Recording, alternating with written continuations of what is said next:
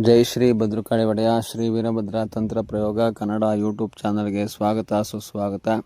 ವೀಕ್ಷಕರ, ಇಂದಿನ ಈ ವಿಡಿಯೋದಲ್ಲಿ ನಿಮಗೆ ಪರಿಚಯಿಸುತ್ತಿರುವ ಅತ್ಯದ್ಭುತವಾಗಿರ್ತಕ್ಕಂಥ ವನಸ್ಪತಿ ಅಥವಾ ಗಿಡಮೂಲಿಕೆ ಅಗ್ನಿಶಿಖೆ ಅಥವಾ ಕೋಳಿ ಕಾಳಿನ ಗಿಡ ಅಂತ ಇದನ್ನು ಕರೀತಕ್ಕಂಥದ್ದು.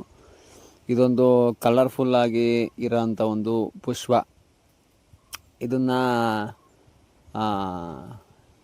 ಏನು ಅಂತಂದರೆ, ಪ್ರಕೃತಿಗೆ ನಾಚಿ ನೀರಾಗ್ಬಿಟ್ಟು ಆಮೇಲೆ ಅದನ್ನು ನೋಡೋಂಥ ಒಂದು ಸೊಬಗು. ಇದನ್ನು ನೋಡ್ತಾ ಇದ್ರೆ ಇದು ದೊಡ್ಡ ಮಟ್ಟದಲ್ಲಿರೋ ಅಂಥದ್ದು. ಪ್ರಕೃತಿಯ ಒಂದು ಜುಮ್ಕಿ ಅಂತ ಹೇಳ್ಬೋದು. ಇದನ್ನ ಪ್ರಕೃತಿಯ ಜುಮ್ಕಿ. ಇದು ನೋಡ್ತಾ ಇದ್ರೆ ಅಷ್ಟು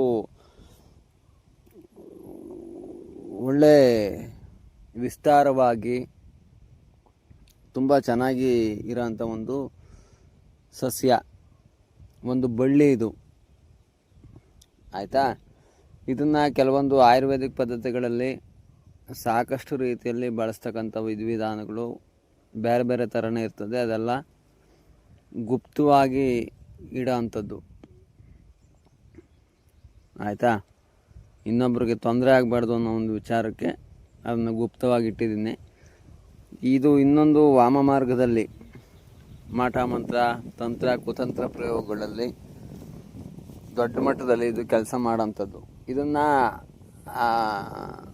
ಇದು 7 ಇರ್ತದಲ್ಲ, 7 ಸಂಖ್ಯೆ ಯಾವ ರೀತಿ ಇರ್ತದೆ ಅದೇ ರೀತಿ ಇರೋಂಥ ಒಂದು ಗೆಡ್ಡೆ ಇರ್ತದೆ.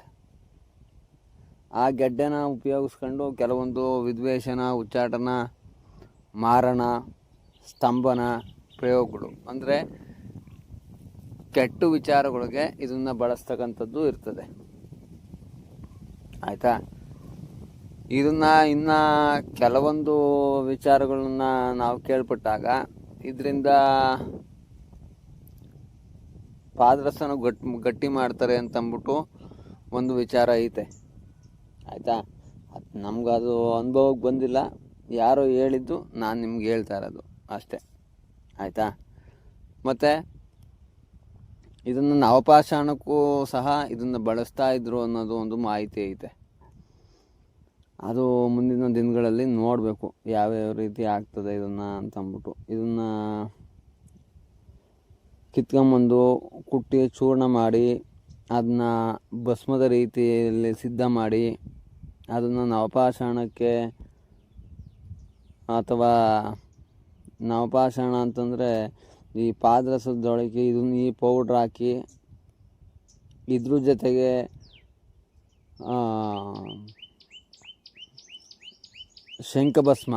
ಶಂಖಭಸ್ಮವನ್ನು ಹಾಕಿ ಅರ್ದ್ರೆ ಇದು ಗಟ್ಟಿ ಆಗ್ತದೆ ಅನ್ನೋದು ಒಂದು ವಿಚಾರ ಐತೆ. ಅದು ಮುಂದಿನ ಒಂದು ದಿನಗಳಲ್ಲಿ ನೋಡಬೇಕು. ಇದು ಅಗ್ನಿಶಿಖೆನ ನಿಮ್ಗೆ ಏನಕ್ಕೆ ಪರಿಚಯ ಮಾಡಿಸಿದ್ದು ಅಂತಂದರೆ, ತುಂಬ ಅತ್ಯದ್ಭುತವಾಗಿರ್ತಕ್ಕಂಥ ಒಂದು ವನಸ್ಪತಿ. ಮತ್ತು ಶತ್ರು ವಿದ್ವೇಷಣ, ಸ್ತಂಭನ ಈ ಥರದ್ದೆಲ್ಲ ಕೆಲಸ ಮಾಡ್ತದೆ. ಅದು ಪ್ರಯೋಗ ಮಾಡೋದು ಯಾವ ರೀತಿ ಏನು ಎತ್ತ ಅಂತಂದ್ಬಿಟ್ಟು ನಾನು ಮುಂದಿನ ಒಂದು ದಿನಗಳಲ್ಲಿ ತಿಳಿಸ್ಕೊಂಡು ಕೊಡ್ತೀನಿ. ಧನ್ಯವಾದಗಳು. ಜೈ ಶ್ರೀ ಭದ್ರಕಾಳಿ ಒಡೆಯ. ಓಂ ನಮೋ ವೀರಭದ್ರಾಯ. ಅತ್ಯಂತ ದಯಾಳುವೆ.